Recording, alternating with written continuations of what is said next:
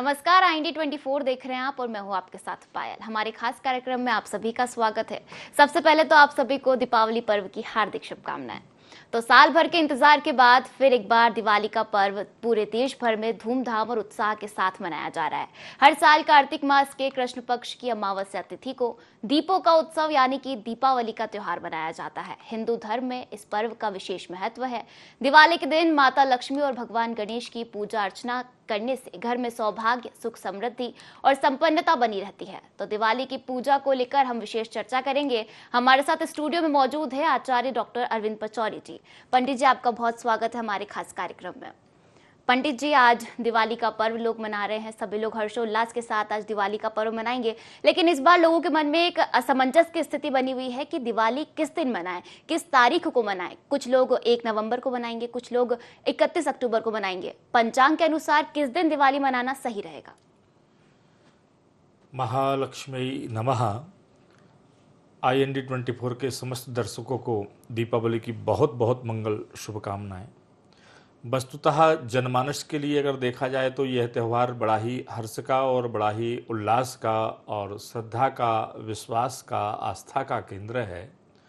लेकिन यह दिग्भ्रमित होने वाले जो जनमानस हैं या दिग्भ्रमित जो हो रहे हैं, उनके लिए हम आपके चैनल के माध्यम से बताना चाहेंगे कि दीपावली 31 अक्टूबर 2024 को मनाएं। संदर्भ में हमारे शास्त्रों में इसके अनेक प्रमाण भी हैं और उन प्रमाणों में अनेक ने मत दिया है कि 1 तारीख को मनाई जाए, दूसरे ने मत दिया है कि 31 अक्टूबर को जो है दीपावली दीपोत्सव मनाया जाए। इसमें भ्रम की स्थिति का निराकरण करने के लिए हमारे शास्त्रों में स्पष्ट आया है कि यद्यपि सिद्धम लोक विरुद्धम ना करणीयम, यह भगवान शिव और पार्वती का संवाद है। और भगवान शिव ने कहा कि मैं अर्धनग्न अवस्था में रहता हूँ और इस अवस्था में समाज के मध्य जाने में थोड़ा सा एक सतर्कता या विशेष रूप से ध्यान देना चाहिए, लेकिन लोगों के विरुद्ध है। मैं हूँ भगवान शिव हूँ, अर्धनाश्वर या मेरा वेशभूषा ही है, लेकिन मुझे लोगों के मध्य जाने में विचार करना चाहिए। तो कहने का तात्पर्य कि यहाँ अमावस्या का समावेश है, यानी कि यह रात्रि का त्यौहार है। काल रात्र, महारात्र, मोह रात्र तथैव च, ये काल रात्रि का त्यौहार है। 1 तारीख को अमावस्या है, लेकिन रात्रिकालीन अमावस्या नहीं है। और 31 अक्टूबर 2024 को संध्या काल यानी कि सायंकाल से अमावस्या का समावेश हो गया है, जो कि संपूर्ण रात्रि पर्यंत है। सिंह लग्न, वृषभ लग्न में चूंकि माता लक्ष्मी का, भगवान नारायण का पूजन होता है, तो इस भ्रम को हम सोशल मीडिया आदि के माध्यम से दिग्भ्रमित ना हो, सभी से यही कहूँगा। और शास्त्रगत, शास्त्र संगत अगर देखा जाए, काशी विश्व हिंदू पंचांग के अनुसार देखा जाए, और काशी वाराणसी में जो विद्युत परिषद है उसने भी निर्णय लिया है कि 31 अक्टूबर 2024 को ही दीपावली दीपोत्सव मनाया जाए। तो शास्त्र संगत है, आप दीपावली 31 अक्टूबर 2024 को मना सकते हैं। इसमें किसी भी प्रकार की कोई भ्रम की स्थिति नहीं है जी। तो बिल्कुल पंडित जी, तो उम्मीद है कि 31 अक्टूबर को हमारे सभी दर्शक दिवाली का त्यौहार मनाएंगे। और पंडित जी, लक्ष्मी गणेश की पूजा आज के दिन की जाती है, तो लक्ष्मी गणेश की पूजा करने के लिए क्या शुभ मुहूर्त है आज का? देखिए, संध्या काल के समय दीपावली का शुभ और श्रेष्ठ मुहूर्त आया है। आज का जो पूजन का समय है 3:45 से लेकर के 6 बजे तक आप अपने प्रतिष्ठान में पूजन कर सकते हैं। अगर आप अपने घर में भी पूजन करना चाहते हैं या व्यापारिक आपका क्षेत्र है वहाँ आप पूजन करना चाहते हैं, तो 3:45 से लेकर के गोधूली बेला तक, और वैसे भी हमारे शास्त्रों में गोधूली बेला को पवित्र और शुभ माना गया है। यहाँ पर मेष लग्न रहेगी, चर आदि, शुभ अमृत आदि का चौघड़िया भी रहेगा। तो आप आज के दिवस जो पूजन करना चाहते हैं, गणेश का पूजन करेंगे, लक्ष्मी का पूजन करेंगे, नारायण का या अपनी वही खाते आदि का, जो भी आप पूजन करते हैं, दीप प्रज्वलित वगैरह करते हैं, तो 3:45 से लेकर के शाम संध्या के 6:15 तक आप पूजन कर सकते हैं, जो कि शुद्ध और शास्त्र संगत मुहूर्त है। इसमें किसी प्रकार का कोई भेद नहीं है, किसी प्रकार की कोई शंका नहीं है। तो निश्चित आप मेष लग्न या वृषभ लग्न के प्रारंभ होती ही, यानी कि उसके बाद वृषभ लग्न में श्रेष्ठ उत्तम मुहूर्त माना जाता है, तो तदुपरांत 6:15 के बाद वृषभ लग्न का का आगमन हो रहा है तो लक्ष्मी का पूजन तो और भी श्रेष्ठ होता है। तो कहने का तात्पर्य कि संध्या काल यानी गोधूले बेला में आप 6 साढ़े 6 तक अपना पूजन कर सकते हैं। जी जी बिल्कुल पंडित जी, तो ये शुभ मुहूर्त आपने हमारे दर्शकों को बताया। अब ये जानना चाहूंगी कि आज लक्ष्मी गणेश की पूजा की जाएगी, तो लक्ष्मी माता के आगमन से पहले भक्त क्या तैयारियां करें, कैसे अपने मंदिर को सजा सकते हैं, साथ ही आज पूजा विधि क्या रहेगी, लक्ष्मी गणेश की पूजा किस तरीके से करें कि माता भक्तों पर अपार कृपा बरसाए। देखिए, माता लक्ष्मी का जो यानी कि जो आज दीपावली का उत्सव है, जहाँ तक वस्तुतः हम देखते हैं कि सभी भक्त प्रसन्न रहते हैं और मन बड़ा ही खुश रहता है, आनंदित रहते हैं। तो ये ज़रूर कहूँगा कि इसमें पहली साज सज्जा हमारे स्वभाव की, हमारे आचरण की, हमारी दृष्टि की और हमारे वातावरण की होना चाहिए। क्योंकि अगर मन में उमंगता नहीं होगी, मन में अगर खुशी नहीं होगी, तो किसी प्रकार की कोई साज सज्जा आपको जो है आनंदित नहीं करेगी।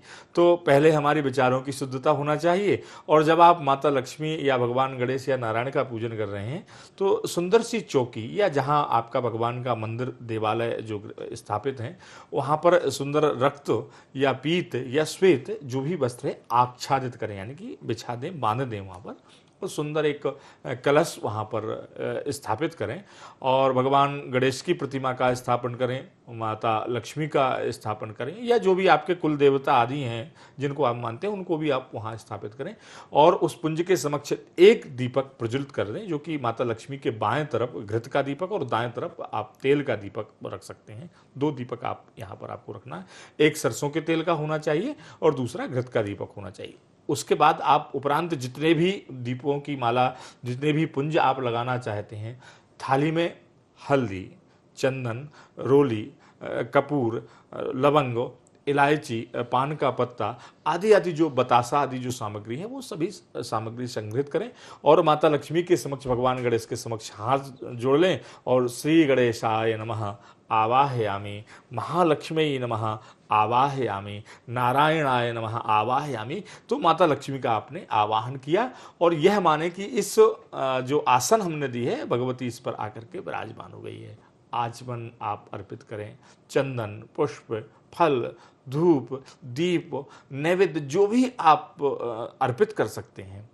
दूसरा, अगर कुछ सामग्री आपके पास नहीं है, उपलब्धता नहीं है, तो भाव से भी करें कि माता लक्ष्मी का मैं पूजन कर रहा हूँ, माता लक्ष्मी मेरे द्वार पर आ रही हैं, मैं जल का सिंचन कर रहा हूँ, जल से अर्घ दे रहा हूँ, अहोभाग्य मेरे माता लक्ष्मी का आगमन हो गया, मैं जल के पात्रों को लेकर के माता लक्ष्मी के स्वागत के लिए खड़ा हुआ हूँ और माता को मैंने जल अर्पित किया। सुंदर सी थाल, जैसे कोई अतिथि मेहमान एक कोई विशिष्ट हमारे समक्ष आता है तो हम आरती की थाल सजाते हैं, स्वस्ति तिलक के लिए तैयारी करते हैं। तो माता लक्ष्मी तो त्रिलोक की अधिष्ठात्री हैं, धन की देवी हैं, अष्ट सिद्धि नवनिधियों की देवी, और आपको प्रसन्नता देने के लिए आ रही हैं, आपको उमंगता दे। तो इस तरह के भाव में आकर के आप और माता लक्ष्मी का स्वागत में आतुर रहें।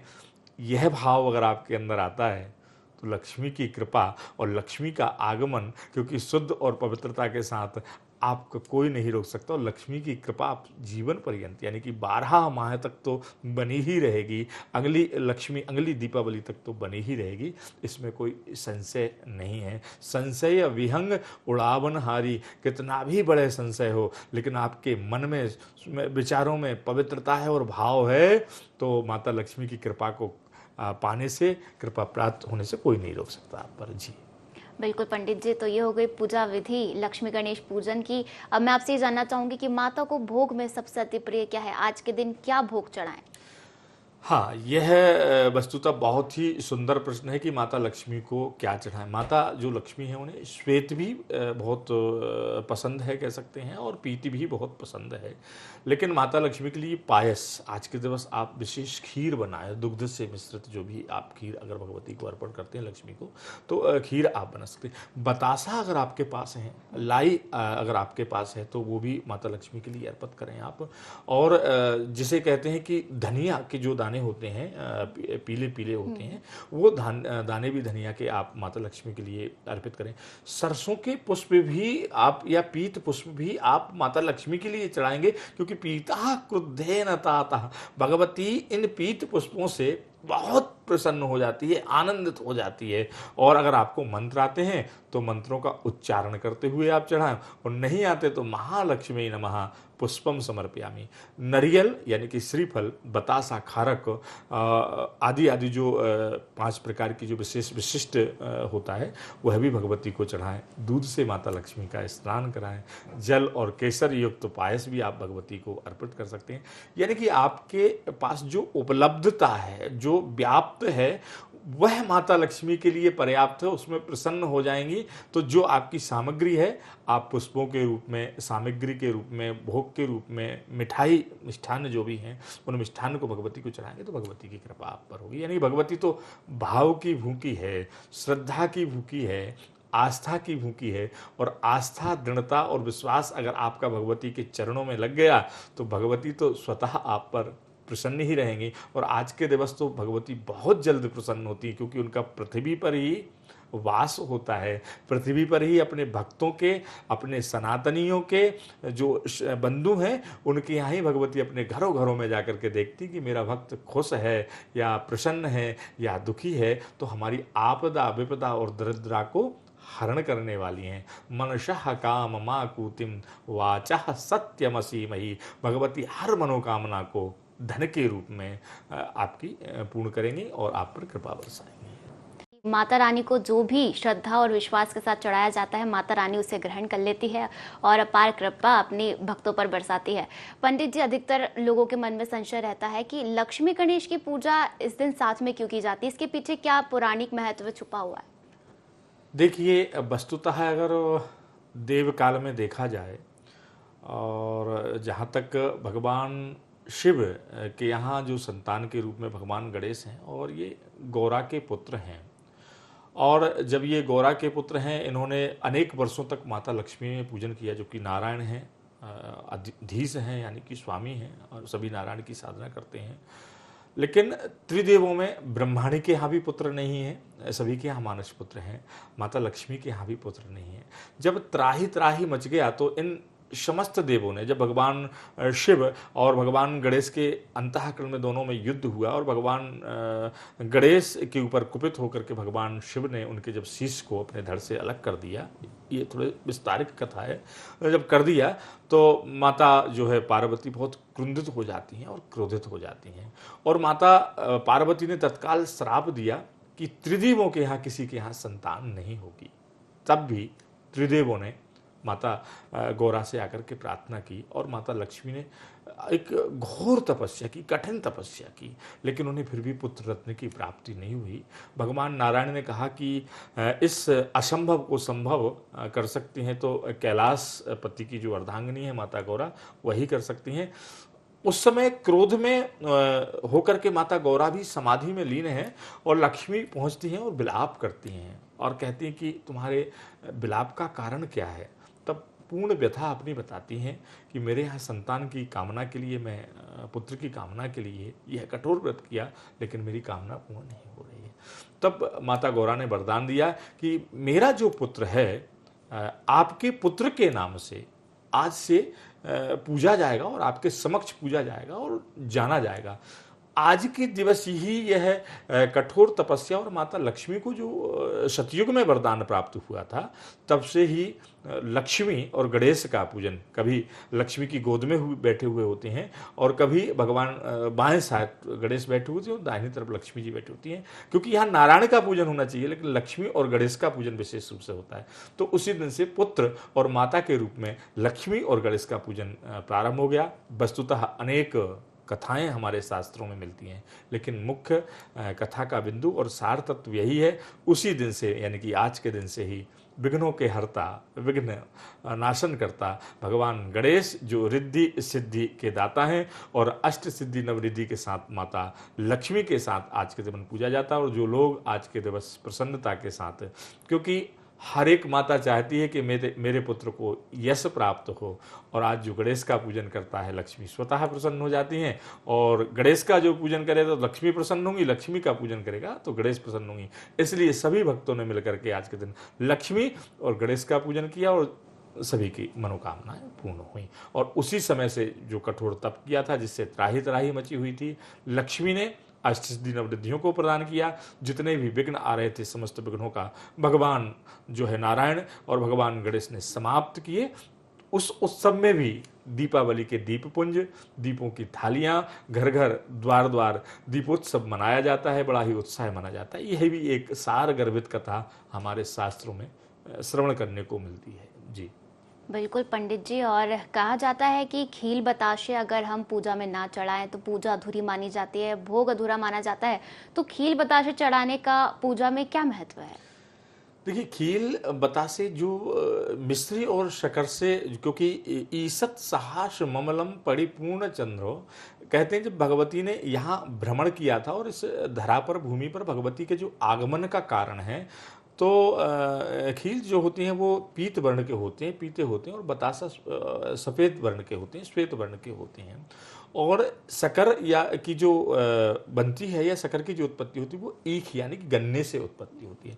तो प्रथम माता लक्ष्मी सरसों के खेत में और द्वितीय माता लक्ष्मी ने इस पृथ्वी पर कुछ दर्शन किया था जो बड़ा ही सौभाग्यना, बड़ा भी अनुपम और उनको प्रसन्न चित्त करने वाला था। तो पहले माता लक्ष्मी ने गन्ने को तोड़ा और गन्ने का रस चूसना प्रारंभ कर दिया, यानी कि लक्ष्मी जी को वो प्रिय लगा।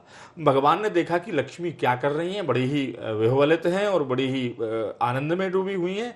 लेकिन माता लक्ष्मी को देखा और नारायण ने कहा कि लक्ष्मी, आपने ये किसी के बिना आज्ञा के इस तरह का वो किया। बोले स्वामी, बहुत ही मधुर जो है रस इसमें है और बड़ी ही आनंद की अनुभूति हो रही है। तो चूंकि नारायण है, नारायण की अर्धांगिनी को जो प्रिय लगेगा वह अर्पित होगा। लेकिन भगवान ने कहा कि कुछ समय के लिए और इस पृथ्वी पर लक्ष्मी तुम्हारा वास होना चाहिए। तो भगवान ने कहा कि आपने थोड़ा सा इस तरह का कार्य किया है कि बिना किसी की अनुमति के जो है एक उसके खेत से, खलिहान से आपने ये सामग्री ली है, अर्थात आपको उसके ऋण चुकाने के लिए रहना पड़ेगा। इसलिए कहते हैं ऋण रोगादि दारिद्र्य पापच्छद मृत्यवा। देखिए, किसी की बिना अनुमति के किसी कार्य को करना एक बहुत बड़ा पाप का कार्य है। लक्ष्मी आपको उस किसान का ऋण से मुक्त होने के लिए आप जाइए, उसके घर में उसके ऋण को पूर्ण करिए। और कुछ समय तक, कुछ बास समय तक लक्ष्मी जी वहाँ पर रहती हैं और गन्ने के रस को चूसती हैं और बड़े ही आनंद के साथ उस किसान के परिवार में परिवार रह करके अनेक वर्षों तक इस पृथ्वी पर बनी रहती हैं। किसान मोहित हो जाता है, भगवान नारायण मांगते हैं लेकिन लक्ष्मी जाती नहीं है। तब भगवान स्वयं कहते हैं कि देखिए, ये लक्ष्मी है, ये किसी के यहाँ स्थिर नहीं रहती, ये चलायमान है ना। तो फिर भी कहा कि नहीं, जाना पड़ेगा। तब ये इस तरह कहा कि आज के दिवस, यानी कि आज का जो दिवस है दीपावली का, तो उसने बड़े हर्ष और उल्लास के साथ एक कलश को सजाया, कलश में कुछ स्वर्ण मुद्राएं, आभूषण आदि को रखा और पूजन किया। और लक्ष्मी ने कहा कि आज के दिवस से जो इस तरह मेरी पूजन करेगा, जीवन पर्यंत, वर्ष पर्यंत उमंग, आनंद, धन धान्य की मैं उसके घर में वर्षा करती रहूंगी। इसलिए उस समय से खील बतासे आदि जो माता लक्ष्मी को चढ़ते हैं बहुत प्रिय हैं, क्योंकि सत्साहस ममलम परिपूर्ण चंद्रो बिंबानुकारी कनको तव कांति कांतम, अनेक प्रकार की कांति को प्रदान करती हैं। जी बिल्कुल पंडित जी, और एक और सवाल का संशय हमेशा बना रहता है कि आज के दिन 14 वर्ष के वनवास से श्री राम अयोध्या वापस लौटे थे। रावण का वध उन्होंने किया, अयोध्या लौटे 14 वर्ष के बाद। तो इस उत्सव पर दीप जलाए गए, दिवाली मनाई गई अयोध्या में।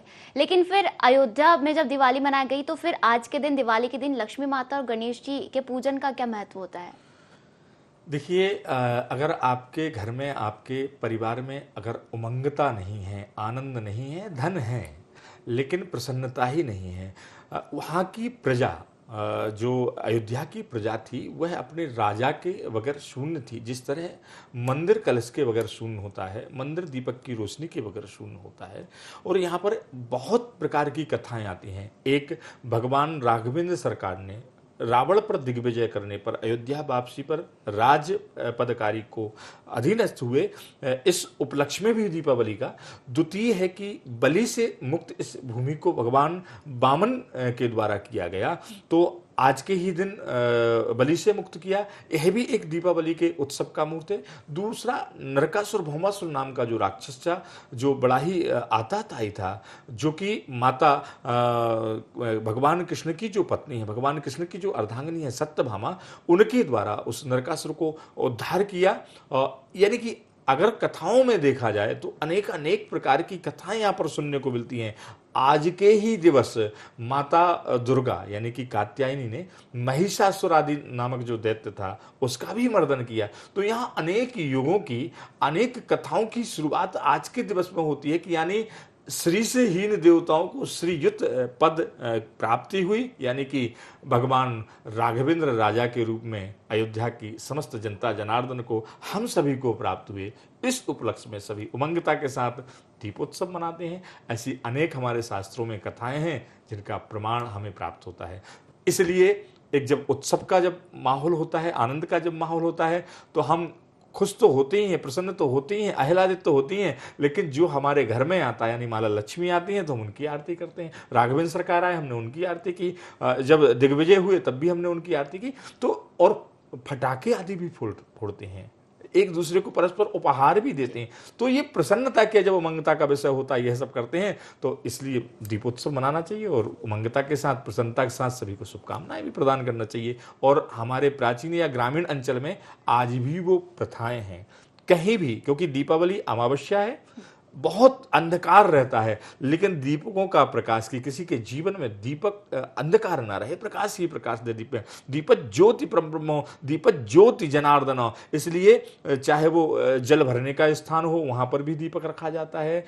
गौ गाय आदि बैठते हैं, वहां पर भी दीपक रखा जाता है। वाहन के समक्ष भी दीपक रखा जाता है। जहां तक कि कचरा हमारा और हम त्याग करते हैं वहां पर भी दीपक रखा जाता है। तो दीपक का बड़ा ही महत्व है। आप कि जीवन में दीपक की उमंगता यानी दीपक की तरह प्रकाश लक्ष्मी के रूप में, धन के रूप में सदा बना रहे। इसलिए दीपक दीपावली के उत्सव में दीप माल्यार्पण के रूप में भी समर्पित किया जाता है, जिससे माता लक्ष्मी प्रसन्न होती हैं। जी पंडित जी, मेरा अगला सवाल आपसे यही है कि दिवाली के दिन दीपक कितने जलाए जाते हैं? अधिकतर लोगों के मन में संशय रहता है कि आज के दिन कितने दिए जलाएं, कहाँ कहाँ पर दिए जलाएं आज के दिन? दीपावली पर मुख्यतः षोडश दीपकों का विधान है, क्योंकि षोडश श्रृंगार से युक्त होकर के माता लक्ष्मी आती हैं। दूसरा प्रमाण 27 यानी कि अपने मन की जो कलाएं हैं वो 27 हैं, तो 27 अधिकतम 16 दूनी 32 दीपक भी आप लगा सकते हैं, जिसमें से एक चौमुखा दीपक होता है जो अपने प्रधान देव का होता है या यम के नाम का दीपक होता है। तो आप 16 दीपक लगा सकते हैं, 27 दीपक लगा सकते हैं, 32 दीपक लगा सकते हैं। और यथासंभव अपने घर की साज सज्जा के लिए जितने भी दीपक लगा सकते हैं, जिसमें 5 दीपक माता लक्ष्मी के समर्पित हो जाते हैं, 3 दीपक आपके जो घर के जो स्थान आदि देवता होते हैं उनके लिए समर्पित हो जाते हैं। यहाँ 8 दीपक होते हैं। शेष 8 दीपक जो बचते हैं तो आप अपने पड़ोस में अपने द्वारपालों के लिए 2 दीपक लगा सकते हैं। और आपका जो देवालय स्थान है आप वहाँ पर भी दीपक लगा सकते हैं। आपका जहाँ जलाशय है आप वहाँ एक दीपक लगा सकते हैं। जहाँ खजाना है वहाँ दीपक लगा सकते हैं। इस तरह 16 दीपकों का प्रमाण शास्त्र सम्मत है और 32 दीपकों का प्रमाण भी हमें शास्त्रों में मिलता है। पर आप अपनी उमंगता के साथ, प्रसन्नता के साथ, खुशी के साथ जितने दीपक लगाते हैं, जितना प्रकाश करते हैं, आपके जीवन में प्रकाश होता रहेगा और लक्ष्मी की कृपा बरसती रहेगी। जी बिल्कुल पंडित जी, तो 16 दीपक आज के दिन लगाने का विधान है। पंडित जी, आपसे ये जानना चाहूंगी कि दिवाली के दिन जो है माता लक्ष्मी गणेश जी की पूजा की जाती है, इस दौरान किन किन सावधानियों का ध्यान रखना चाहिए, क्या क्या सावधानियां बरतनी चाहिए, क्योंकि माता को शुद्धता काफी पसंद होती है? जैसा कि पहले भी बताया कि विचारों की शुद्धता, आसन की शुद्धता और वस्तुओं की शुद्धता और मन में जो है आनंद और प्रमुदता होना चाहिए। और हमारे द्वारा किसी को ग्लानि ना हो, हमारे द्वारा किसी को कष्ट ना हो, क्योंकि जब इस तरह का आपका भाव होगा ना तो लक्ष्मी की कृपा बनी रहेगी। इसलिए आप शुद्ध और पवित्र विचार से व्यथित और चिंता को छोड़ करके, उदासी को छोड़ करके माता के प्रति समर्पित हो जाओ, चरणों में अनुराग कर लो और बड़े भाव से अपने इष्ट मित्र, परिवार, स्वजन, बंधुजन आदि संतति के साथ आप पूजन करेंगे। भगवती आप पर प्रसन्न होगी। अर्थात दंभ नहीं होना चाहिए आपके अंदर, कोई भी किसी के लिए राग द्वेष नहीं होना चाहिए। और यह सब अगर नहीं रहेगा तो माई की कृपा यानी कि लक्ष्मी की कृपा, नारायण की कृपा आपके ऊपर बनी रहेगी। जी बिल्कुल पंडित जी, तो दिवाली से जुड़ी तमाम जानकारियां आपने हमारे दर्शकों के साथ साझा की, किस तरीके से दिवाली मनानी चाहिए, दिवाली से जुड़ी पौराणिक कथा क्या है और आज का शुभ मुहूर्त और पूजन विधि के बारे में आपने हमारे दर्शकों को बताया। आपका बहुत बहुत धन्यवाद। तो आपको सभी को दिवाली पर्व की हार्दिक शुभकामनाएं। आप सभी के जीवन में सुख, समृद्धि और संपन्नता बनी रहे, इसी कामना के साथ फिलहाल इस खास पेशकश में इतना ही। आप देखते रहिए IND24। नमस्कार।